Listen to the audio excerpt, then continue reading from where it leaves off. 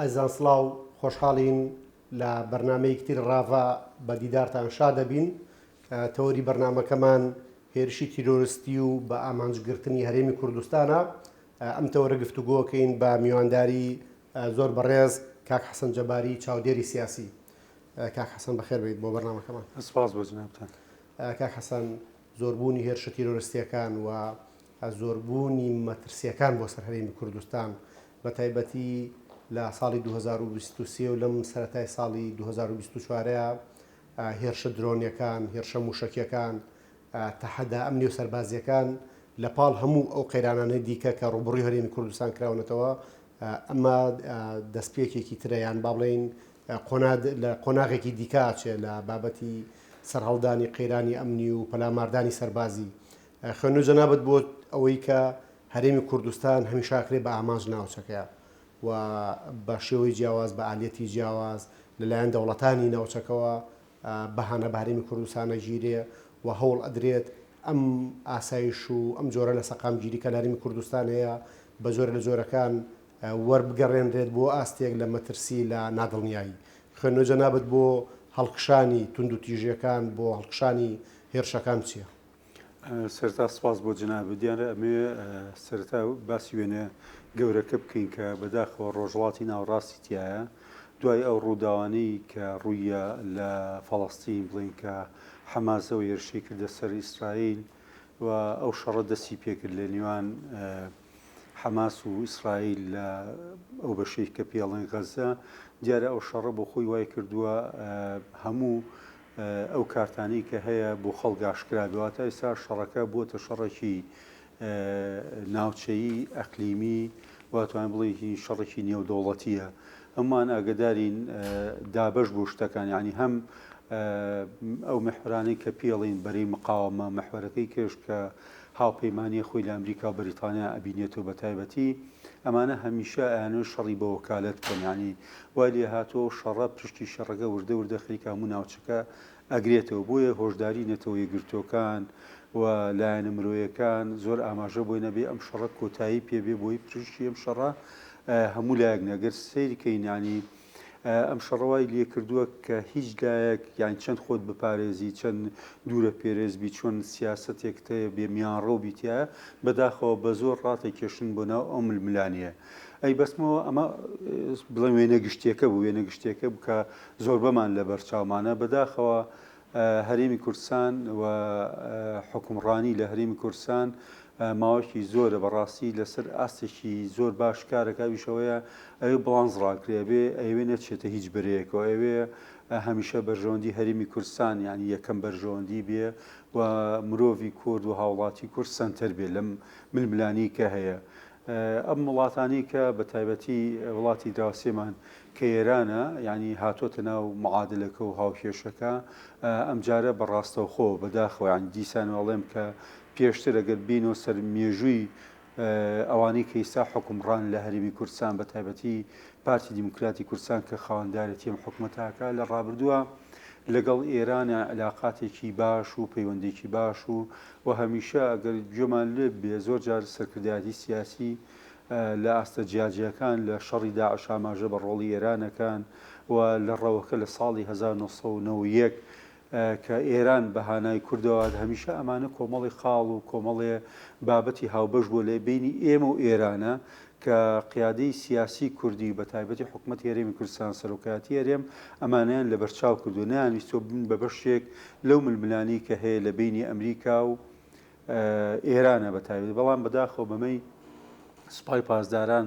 کە کردی وەم هێرشە تەڵان هێرشێکی ناڕەوا بوو بۆ خەڵکێکی سڤیل کە بینیمان ینی هەموو ئیسا شار و شارۆچکەکانی هەرێمی کوردستان ئەم حاڵتە پرۆستۆتۆکەن و ئیدانەیەکەن و بە حاڵێکی نامرۆی نائینسانی وەسپیەکەم بەڕاستی هاوکێشانەوەی کردووە کە ئێمەش لە حاڵتی کابین ناچار بین یان دیفاع لە خۆمانگە دیفاعەکەوەیە وەکو ئاماژەم پێک ئێماکەوینە چوارچێوەی دەوڵەتێک و پێڵێن دەوڵەتی عێراق بەپێی یاسا بە پێی دەستور واجب و مەهامی عێراقە بەپێی هەم دەستور هەم یاسا بەپێی موقعی جوغرافی بەپێوەی کە هەرێم بەشێک لە عێراق بێتە جواب دیارە هەندێک لژنیان نردووە لژنی ئاسایش ئەوەی هاتێرە ئاسم عارەجیوانە راپۆرتی خۆیان نووسیوە راپۆرتەکە پێم وایە دێتە پەرلەماندێکی لە پەرلەمانی ئەم ڕەوابزام سەردانی مەیدانیەکەن بۆ ئەو ناوچەیە کە سوپای پاسداران لیابۆی بە خۆیان بە چای خۆیان ببینن ئەم بینایە ئەم باڵەخانەیە بۆچی بەکار هاتووە هەمومان نەزانیە لە هەموو هەرێمی کوردستان هاوڵاتیانی کوردستانیش زۆربەی دڵنیایەکەم باڵەخانێکی نیشتەجێبوون بووە کەسایەتیەکان ئەوەی لێرەبوون کەسایەتی سەرمایه‌دار بۆ خەڵکی ئەعتیادی تێ نیشتەجێ بوو هەروە وەکۆی کە هاوسەری بڵین خوا لێخۆش بوو کاک پێشڕەومان بینی وردەکاری شتەکانی باسکە کە لە جەوێکی عائیلی تەواوە دانیشتون و بۆخوا میوانیان هەبووە یعنی لەم جەوە لەم ساتانە لەم لەحزانەیە کە موشکێکیە بۆ ئاراستەیەوە لەوێ و بەداخەوە جاریکە ئەڵێن بەداخەوە بۆی کە سوپای پاسداران خاوەندارێتی ئەم هێرشاکە لە کاتێکا بواە ئێران زۆر متعاطف بووە زۆر هاوسۆز بووە زۆر هاو ئاهەنگ بووە لەگەڵ هەرێمی کوردستان بە تایبەتکە هەرێم نەیویستووە بەشێک بێ لە هیچ ململانەیەک لە هیچ شەڕێکا لە هیچ یعنی دایمەن تۆ تەماشاکە لە دوای 92 کە حکوومەت هێرێمی کوردستان هەیە کە دام و دەستگای شەرعیەمە لە پەرلەمانی کوردستان هەمیشە ئەم قسەیە یعنی دووبارە کەمە جەنابی سەرۆک بەرزانی کاگنی چیروان کاک مەسرور بەرزانی هەموو ئەمانە ینی باسی ئەوەکەن کە ئێمە نابینە هەڕەشە بۆ سەر دراوسەکان بڕاو حتاکە لەو ئیتیفاقی ئەمنی کە هەبوو لە بینی عێراق و ئێرانە کە هەرێمیش بەشێک بلەوە ئیتیفاقیە یان خۆمان نزانی هێزەکانی ئێران کە بەسپاسەوە هێزە معارزەکانی ئێران کە بوو بەسپاسەوە عن جۆڕایڵی هەرێمی کوردستان بوون لەو شوێنانی کە هەبوو نەمان و چوونە کەمپەکانەوە تەمەنەوە هەنگاوێکی زۆر جددیە کە تۆ زانیە معارزێ هەیە ئەمانە کۆمەڵێک ئەحزابی سەرەکین معارزێران ئەتوێت لە بەرخاتی دڵی دراوسێکت کە ئێرانە پیان بڵێ کاکە ئێمە نامانەوە هیچ هەڕەشەیەکی چەکگاری لە هەرێمی کوردستانەوە باڕاستی هەڵبەتە سپاسیش کرێنەوە کاتە دڵخۆشیش بووین بۆ ئیتیفاقیەوە عێراقیش ئاگداری ئەم ئیتیفاقیەوە هەنگاوەکانی جێبەجێ کردووە لەلایەکی ئێران ئاگداری ئەو ئیتیفاقیە بەڵام پێم وایە ئەو پاساوانەی وا بڵین ئەو پاساوانی لە پشت ئەو هێرشانەوە بەڕێی من کۆمەڵێ پاساوان ڕەنگە پاساوی زۆر بەقوت و زۆر بەهێز و لاواز بوون ئاماژیان پێم یەکێک لەو پاساوانەی کە ئێران کردێتیە سەرم حەلەقەی بە حساب حەلەقەیەکی زەعیفی درۆزیەوە کە هەرێمی کوردستانە و ماڵی ئەو هاوڵاتیە کە قەسبی کردو بۆی مەسەن بۆ نمونە بە حوسیەکان بڵێ کاکەەوە ئەمریکا لێتانەیە ئێمە شتوانین لە حەلەقەیەکی زەعیفی هاوپەیمانان بین کە ماڵی هاوڵاتیگە بەڵام بەناویشکەوە بەناویەوەی ناوی بنیک تۆمە لەگەڵ مۆساتا بووە لەگەڵ ئەوە بێەوەی بەڵگەتە بێ ئەمەیەکێک لە پاساوی دووهەم بەڕاستی ئەزان ئەمریکا ینی من ئەوە خوێنەوەی زۆربەی چاودێرە سیاسیەکان زۆربەی ئەوانەی حتاک بڕۆکە جۆن بۆڵتۆن کە یەکێکە لە محەلە سیاسیەکانی گەورەی ئەمریکا کە لە ئاسایشی نەتەوەی خۆی کاری کردووە ئەڵێ لەبەرەوەی ئەزان ئەمریکا ڕەتفعلی بەقوت نییە ئەمە ئیستیغلا حاڵی کە ئێرانیەکان کە ئیداری شەڕەکەن تام لە حەزەیە ئیداری شەڕیان بە جوانیاوە و لەوە شتێگەن کە هەڵبژاردننی داهاتوو هەیە و جۆن بایدن نایەوێ شەڕەکە باتە قۆناغێکی کە ئەنوی استغلالی ئەوە بکەن چکازان بەکەوتنی یان سەرنەکەوتنی جۆن بایدن و هاتنی ترامپ لە مەعادلەکە ئەزان ئێران ئەمەی ئەوەی پێکرێت لە سەردەمی ترامپە پێی ناکرێت گە ترامپ جارێکی هەڵبژێت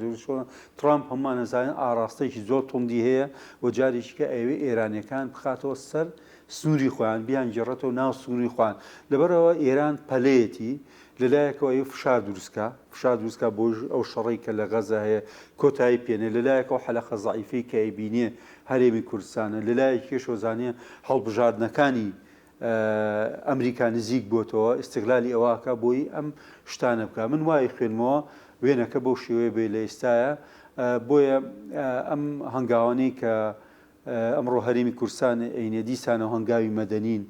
لە ئەوەی کە لە شارەکانی هەرێمی کوردستان و لە دەرەوەی هەرێمی کوردستان لە ئەمریکا لە بەریتانیا لە فڕانسا لە برۆکسل ئەمانە هەمووی ڕێپێوانی گەورە کراوبووی بە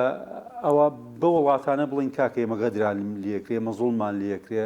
ئێمە بەڕاستی بەشێکن لە حەلەقەیەکی زەعیف لەناو حکوومەتی عێراق کە ئەوانە ئەگەر ئێمە دەوڵەت بواین بۆ چۆن پاکستان ڕەدیایەوە هەمومان نەزانین یانی زۆر جار ئەو مەشەدەی پاکستان ئەگەر بینەوە بەرچای هەمومان کە چەند سارۆخێکی تێگر پاکستان نەکو ساڕۆخی تێگە هات تارەی هەڵسان و تیارەکان قەسفی ئێرانیان کرەوە تا ئێران داوای گفتوگۆ مفاوەزاتی لەبەرەوەی ئێمە دەوڵەتەکان دەوڵەتی عێراقا بەداخەوە هەژمونی ئێران زاڵە بەسەر عێراقا و ناتوان ڕەتێکی وا بنەوە یان هەر نەبێ ینی داوا بکەن لە سەفارەت و قونسڵی ئێرانی کەەوە ڕەفتارانە بەو شێوەیە ناکرێت لەبەرەوە ئەم معادلێم هاوکێشەیە ئێران لەبەرەوەی مێژوویکی درو درێژی هەیە ئەوە لە دیبلۆماسیە تازیرەکە و لە ئەو هێزی هەیە کە بەکارێنێ وەکو پێم وتی لەبەر مەبنای ئەو پاساوانی هەیە ئاراستەکان ڕەنگە دڵخۆش نەبن تا ماوەیەکی کەش بەو ئەتیجاها بڕوا. کاک حەسان سەبارەت بە هەڵوێستەکانی عێراق ینی عێراق هەر هەز ناکەی کە بە خۆی دەوڵەتێکی لەرزۆکە نەکە لە بەرامبەر دەست درێژەکانی ئێرانە بەرامبەر دەست درێژەکانی تورکیاشە ینی هەڵوێستێکی ئەو تۆی نییە واگەر سیرێ بکەی ئەوەی کە جەنابەت ناوێ وێنە گەورەکە ینی بەشی لە دەوڵەتانی ناوچەکە پرۆژیان هەیە بۆ عێراق لە سعودیە لە تورکیا لە ئێران حتا لە قەتار کە وڵاتێکی زۆر بچووکە ئەجندا و تێڕوانینی تایبەتی خۆی بۆ عێراق و زۆر جاریش بەشێک لەو ئەجندایە ئەخاتە ناو بواری جێبەجێکردنەوە ینی حکوومەتی عێراقی و دەوڵەتی عێراقی ئامادەیەکی زۆر لەرزۆکی هەیە لەوەی کە بۆ نمونە پەنابەرێ بۆ مەحفەلی نێودەوڵەتی قەزێکە بە نێودەوڵەتی بکە و وەکو دوو دراوسێش بتوانێت گوشار جۆرێک لە گوشار لەسەر حکوومەتی ئێرانی و دەوڵەتی ئێران دروست بکە ئەوەی کە بەریەکەوین کە بەڕاستی لەو ماوەی ڕابردوو بە درێژای ئەو 20 ساڵی ڕابردوو عێراق لە هیچ یەکی لەو کایانە نەیتوانیەوە دەست درێژەکان ڕابگرێ و حتا ئەنی بۆ نمونە ئەم بابەتە بابەتێکی ئەمنی و سەربازی نییە ئابووری عێراق ئێستا ئابووریەکە لە بەری ئەڕوات و دەوڵەتانی ناوچەکە ئیستیغلالیەکەن لە ڕوو دیبلۆماسیەوە دووبارە عێراق دەوڵەتێکی بەهێز نییە شکۆی عێراق بە جۆر لە جۆرەکان لەرزیوە خوێندنەوەی تۆ بۆمە چیەکە عێراق بۆ بە مەیدانێک بۆ یەکاڵاکردنەوەی ململانەی هێزەکانی تر خۆی دوای هەڵبژاردنەکان کە کرا لە دەیدا بەنسبە پەرلەمانی عێراق ئەبووە هەموو حزبە سیاسیەکان یانی جۆرێک لە میساقی شەرەف یان ڕێکەوتنێکی جەنتڵمانانە هەبووە لە بینی هەرێمی کوردستان لە بینی هەموو حزبە عەرەبی عێراقیەکان بەڕاستی ئەگەر لە بیداتە سەیری هەڵبژاردنەکان کە کرا کۆمەڵی هێزی سەرەکی ینی معادلەکان بردەوە لە هەڵبژاردنەکە سەرکەوتن ئەو بوو مقتەدا سەدر ڕێژێکی گەوری لە دەنگەکانێنە وەستونەکانیش ڕێژێکی گەورەوە کوردیش یانی ڕێژێکی گەوری لە دەنگانیان هێشت ئەم پرۆسەیان ئەم حکومەتە تشکیل بێ کە سێقۆڵی هاتن هاوپەیمانی ئیدارەی دەوڵەتیان دروست کرد لە هاوپەیمانی ئیدارەی دەوڵەت کە حاکمی ئەساسی ئەوەی پشت بەرپەردەیە هاوپەیمانی ئیداری دەوڵەیە کە پارتیوێکێتیش بەشێکن لەم هاوپەیمانەتە بۆی نیەتی خۆیان پیشان بەنانی دیسانەوە هەرێمی کوردستان و بە تایبەتی پارتیوێکێتی هاتنکیان کاک ئێمە بەسمانەوە نییە مەسن لەگە حزبێکی معەنی سیاسیش ئێمە وەرەقەیەکی کارە با ئیشی لەسەرکەین لەسەر لەگەڵ هاوپەیمانی داری دەوڵەت کە خۆمان نزانی تاڵی تەنسیقی و ئەحزابی شیعی کە باڵا دەستنتیایە ئەمان دەورەکان بینی تا ئەوی پەرلەمان و حکومە دروست بووی سا دوای تەشکیل بوونی پەرلەمان ئێمە بینیمان کۆمەڵێ لەمپەر هەیە ینی با بینە سەر یەکێک لەو خاڵانە باسین لە ڕووی ئابوووریەوە ویسا هەموو کەسێک هەموو هاوڵاتیەک لە بەسڕە لە نینەوە لە عێراق لە سلێمانی لە ئەربیل لە هەولێر باوا بڵێن هەموو ێزانە عێراق پارەی هەیە هەموو ێزانە عێراق ساوەسی اقتصادی باشە ئەی بۆ موچەمان وایە ئەمە یەکێ لە پرسیار هەر گەورەکانی هاوڵاتی ئێمێ کایکا لە هەرێمی کوردستان و لە عێراق ینی بۆ من 3 مانگ 4 مانگە مەعاشم وەر نەگردووە هاوڵاتیەک خەڵکی بەغاوەری گردووە ئەمە یەکێخە خاڵی دووەم وەکو ئەنجینە سەر هەڕەشە و دەستێوەران کاتێک تورکیا یان ئێران هەڕەشاکە دەستێوەرانەکە ساروخ بۆ نێرێ ئەبێ لێرە چی بکەی هەڵوەستە بکە حکوومەتی عێراقی باشە تۆ لە ئابوووریەکەی فریای ناکەوی تۆ لە ناحیە ئەمنیەکە فریای ناکەوی تۆ لە ناحیە سیاسیەکە فریای ناکەی ئەی پرسیاری گەورە دروست نابێت لای هاوڵاتیانی هەرێمی کوردستان باڵا بڵێ باشە من چۆن بەشدارم هەم لە هاوپەیمانی ئیداری دەوڵە هەم لە حکوومەتی عێراقی هەم لە پەرلەمانی عێراقی ئەو نەتوانێت ئابوووریەکەم هیچ هاوکاریەکم بکە و نەتوانێت لە مۆزۆعی شکۆمەندی و سەروەری هیچ دەورێک ببینێ لەبەرەوە ئەمڕۆم ئەم قسەی کەیمەیەکەین و گفتوگۆی کەیمەیەکەین بڕاوکە گە ڕاپرسی یەکیان کۆمپانیایکی باشی ڕاپرسی هەبووە لە وڵاتە دەرێخا ئەو ئینتیمای خەڵک بۆ عێراق ئینتیمایەکی لاوازە بۆچی ئینتیماکە لاوازە لەبەرەوەیەک و پێویست حکوومەتی عێراقی کار بۆ ناکە سربەخۆی خۆی شکۆمەندی خۆی ئیرادەی خۆی لە کاتێکا مەسەن بۆ نمونە هەموو وڵاتانەی کە تعاملی لەگەڵاکەن هەمیشە مشکلی ئابوووریانێ مشکلی پارەیانێ مشکلی داهاتیانێ ئێستا عێراق مشکلی پارەی نییە مشکلی داهاتی نییە مشکلی احتیاڵی نییە ئەمانە فاکتەرێکن بۆی تۆ لە ڕۆی اقتصادەکەەوە بەقوت بی ڕووی سیادەکەت بەقوت بێ سوپاکەت بەقوت بێ جێیشەکەت بەقوت بێ دیبلۆماسیەکەت بەقوت بێ ئەگەر لە وەزیری خارجی عێراق ینی جوان قسەی کرد دکتۆر فواد وتی ئێمە هەمیشە لەگەڵ لایانی دراوسێ بە گفتوگۆ حیوار قسەمان کردو ئەوان ڕوکێتمان تێگرن ئەوان موشکمان تێگرن کەواتە ئەم شتە ئەبێ بەڕاستی ڕاگیرێ لە شوێنەکە بڵێ ستۆپ ئەوەی ینی خاڵی باشە و یانی تێبینیە و شتێکی باشە بیڵێنرێ و سکاڵایە کە حکوومەتی عێراقی بۆ یەکەم جارێتی تۆماری کردووە لە نەتەوەی گرتوەکان لەسەر ئێران کام تەسەڕفەی کردووە نابۆیان تەسەڕفەی بکرێ ئەمە خاڵکی زۆر گرنگە جوابی نەتەوەی گرتووەکان ئەوەی هەستی پێەکەین ئەڵێ عێراق لە دۆخێکی مەترسیدارایە بۆ ئەی بکوێتنە ئەم شەڕی کە هەیە لە بینی ئیسرائیل و فەڵەستین ناتوانین بڵین ئیسرائیل و فەڵەستین لە بین ئیسرائیل و حەماس کە بەداخەوە بۆتە شەڕێکی بە وەکالەت بە پرشکەکەی خەریکەمە ئەوەی سیاسەتمەدارانی عێراق ئەگەر عاقڵ و وریابن ئابووریکی تۆکمەیان هەیە ژێرخانێکی باشیان هەیە ئەتوانن بێن جارێکی کە یان لەگەڵ هەرێمی کوردستان و ئەم وەفدەی ئەمڕۆیە پەرلەمان ئەبێ ئەو ڕاپۆرتێک هەیە بە ویژدانەوە بینوسیە لەسەرم کۆشکەی کە بۆمبە باران کرا بە ساڕوخی بارستی لێدرا کە شوێنێکی دیشتێجێبوونە شوێنێک بوو ینی کۆمەڵە خێزان و خەڵکێکی جەنتڵمان کە ینی کەسێکی سەرمایهداری ئەم وڵاتە بۆ بەشێکی سەرچاوی مرۆیی هەم بۆ عێراق هەم بە هەرێمی کوردستانش حسابەکرێنی ئەو خەڵکە خۆ بە ئاسانی ناگاتە ئەو پایە و ئەو مەقام و ئەو شوێنەی کە بتوانێت خزمەتی وڵاتێکیکە بۆ یەگەڕەمە سەر پرسیارەکەی جەنابەت بەداخەوە ینی وەزع عێراق تام لەحزەیە وەزعێکی باش نییە لە ڕووی ئابووریەوە یانی وەکۆڵێم داهاتەکە هەیە ئیمکانێکرێ هەیە بەڵام ناهێت مەهامەکانی خۆی جێبەجێکە و لە ڕووی سیاسیەوە نەیتوانیەوە شکۆمەندی سەروەری خۆی پارێزێ و لێ ڕووی عسکەریشەوە ئەو هەیبەتەی نییە کە وڵاتان مەسەن بڵێ من بۆمبێکی لێم ڕەنگاوی جواب باتەوە من هەڕەشەیەکی لێ بکەم هەڕەشەم لێکە وەکەوەی نمونەی پاکستان مێناو کە ئێران وەکو دەوڵەتێکی زلهێز لەم ناوچەیە هاتووە دیسانەوە سەر لە نێو ڕێکەوتنە کاتۆ لەگەڵ پاکستانە بۆیە گرنگە ئێم پەیامەکانی ئێمە بۆ عێراقەوە بێ کە بتوانێت سووری خۆی پارێزیێ ئەو زۆر جار باسیەکرێوی با سنوورەکانمان لەگەڵ هەرێمی کوردستان بە مشتەرەکی و فەرمو هەرێمی کوردستان وتی بەسەر چاو بەسەر سەر پاسەوانی سوورستا بڕۆرە سوورەکان پاسەوانی مشتەرەکی لێ هی عێراق و هی هەرێمی کوردستانی لێ باشە کە تۆ سوورەکانی خۆت لە تورکیا نەی پارێزی لە ڕەشەکانی تورکیا لە ڕەشەکانی ئێران و نەتوانی ڕێگا جۆرە و جۆرەکان بەکاربێنی چکە من لەگەڵەوەیان ئاین تا گفتوگۆ تا دیبلۆماسیەت تا فشاری ئابووری ئەمانە وەستا بێ ڕەنگە باشتر بێت تا تەزعیتی عسکەری و شەڕ و چکاو هەمومان بینیمان بە تایبەتی عێراق ماڵوێرانی زۆری بینیوە لە سەردەمی سەدام لە سەردەمی ڕژێمەکانی پێشوو کە شەڕ هەر ماڵوێرانی ئەنجا چی بۆ ئێران بێ چی بۆ عێراق بێ چی بۆ تورکیا بێ وڵاتانی دەوروبەر بێ خۆ ئێرانیش ینی پرسیارە بێ لە خۆی بکانی بۆیە جنابی سەرۆک بەرزانی کە پامێکی ئاراستەی پامی ئەو پامی ئاراستی خەڵکی ئێران کە لەم شتە مەسەن ئێران چی قازانجەکە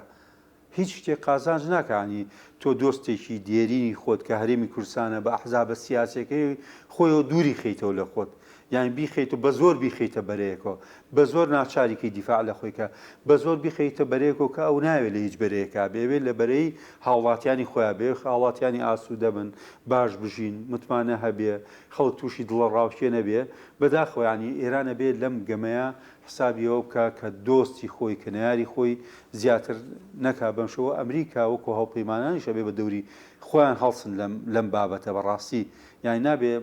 ئێمە بکەوینەوەی هەرچەندە منەوەی لی دڵنیام یان ئێمە هیچ کاتێک وەکو هەرێمی کوردستان نەشەڕی بە وەکالەتمان کردو نەشەڕی بە وەکالەتی شەکەین ئەوەی گرنگە و ئەهەمیەتی هەیە لای ئێمە هاوڵاتیانە هاوڵاتیانی کوردستانە مەبەستم کاڵم هاوڵاتیانی کوردستانی ئەوەی لە کوردستانەژی بە کورد و بە تورکمان و بە عەرەب و بە ئاشووری و بە کلد و بە یەزیدی و بە کاکەی هەمووی بەشێکن لەم هەرێمەی ئێمە کا حەسەن دەست خۆش بێ لێدان لە ماڵی گەورە بازرگانێک ینی بە زۆر لە زۆرەکان مەترسی لەسەر بازرگانەکانی تر و دۆخابوووریەکە دروست کردووە سەرباریەوەی کە حکوومەت عێراقی ساڵانێکە فشار و گوشار و قەیرانی جۆرە و جۆری دارایی ڕوبڕووی هەرێمی کوردستانەوە کات ینی لە ڕاگررتنی نەوتەوە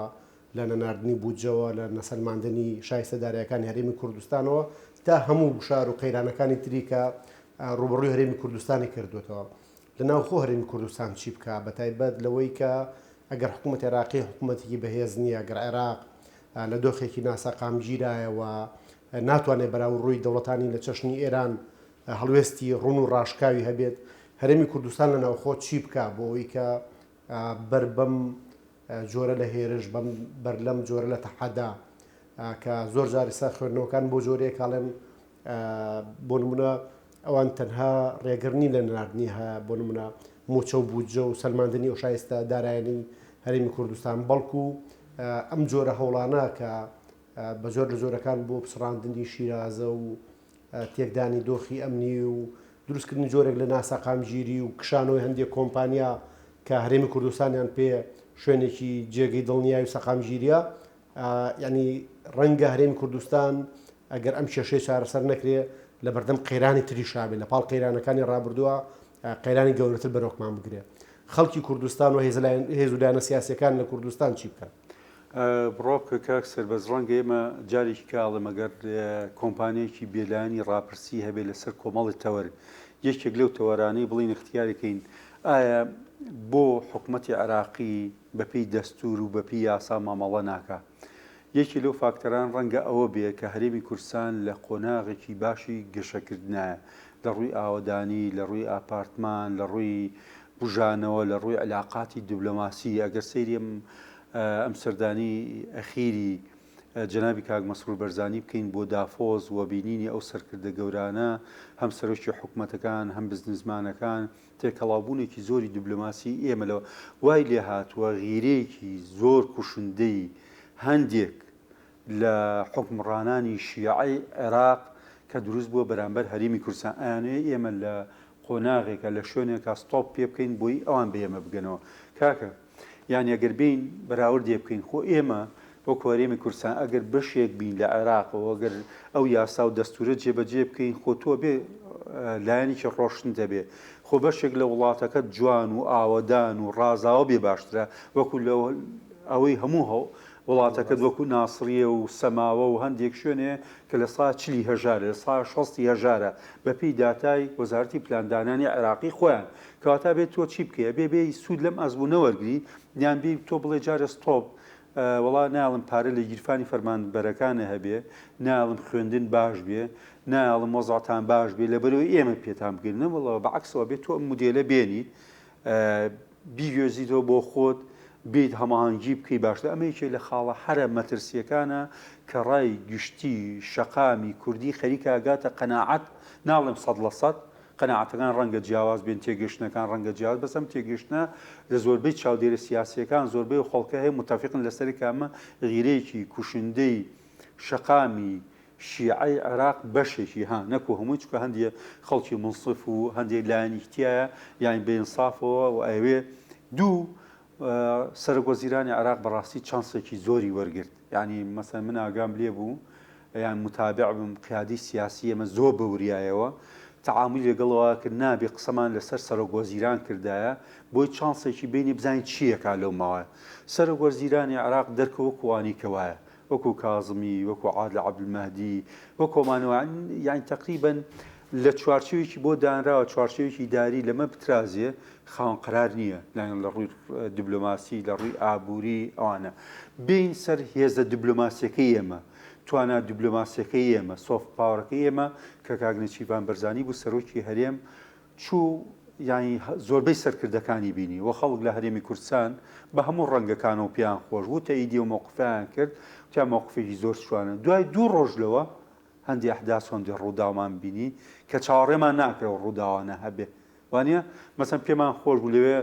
سەرۆکی حکوومەتی عێراق زوو کۆبنەوەیکی پێش خستووە قەراری لەسەر مەبلەغێکە بۆی بینێرێ بۆ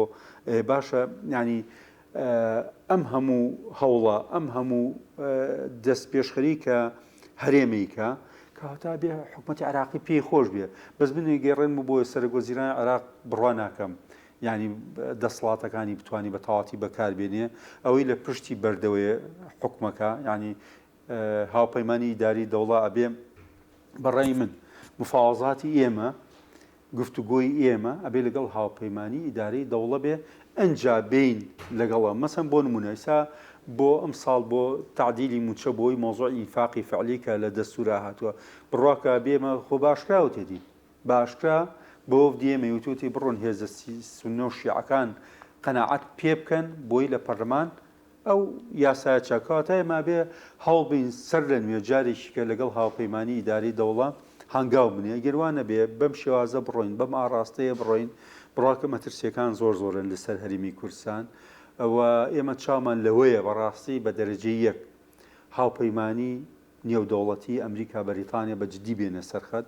و چامان لەوەی ئێران جاریشکە چاو بە سیاستەکەی خۆیان بخشێنێتەوە و هەرمی کوردستان وەکو دۆستێکی دێرینی خۆی سیرکە ئەمە ڕەنگە زۆر مستەفید بێ لێ و هەمومان هەوڵ بین کە ئەم ناوچێ دوور بێ لە شەڕەوە چونکە شەڕ قازانجی هیچ لایەک و هیچ دەوڵەتێک و هیچ لایەنێکی سیاسییانە. کاک حەسەن سواز بۆ ئامادەبوونی جەنابەت لە بەرنامەی ڕاڤە و سپاس بۆ شکردنەوەکانت. سپاس بۆ جەنابشتان دەستان خۆش بێ هەرگیز. زۆر سپاس ئەزان بەم جۆرە هاتینە کۆتایی بەرنامەی ڕاڤە و تا ڕاڤەکردنێکی تر بەخواتان ئەسپێرین و خواتان لەگەڵ بێت.